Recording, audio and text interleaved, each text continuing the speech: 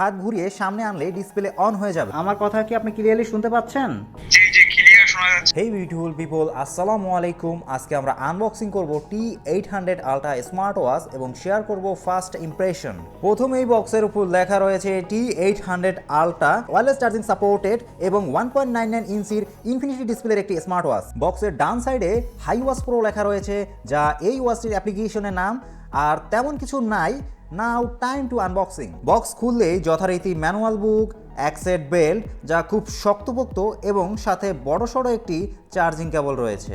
সর্বশেষ দেখতে পাচ্ছেন ঘড়ি, যার ডিজাইন অ্যাপেল ওয়াচ আলট্রা 8-এর মতো হুবহু সেম, যা বর্তমান মার্কেটের সবচাইতে জনপ্রিয়। পাওয়ার বাটন প্রেস করলেই ঘড়ি অন হয়ে যাবে।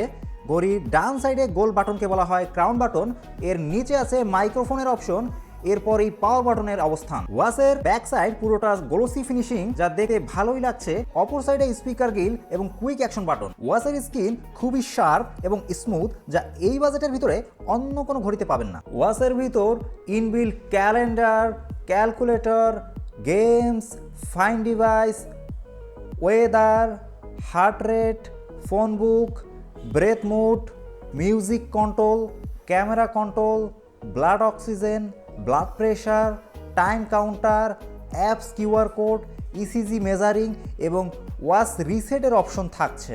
এই ওয়াচটি ফোনের সাথে কানেক্ট করলে যাবতীয় সোশ্যাল মিডিয়ার নোটিফিকেশন দেখতে পারবেন।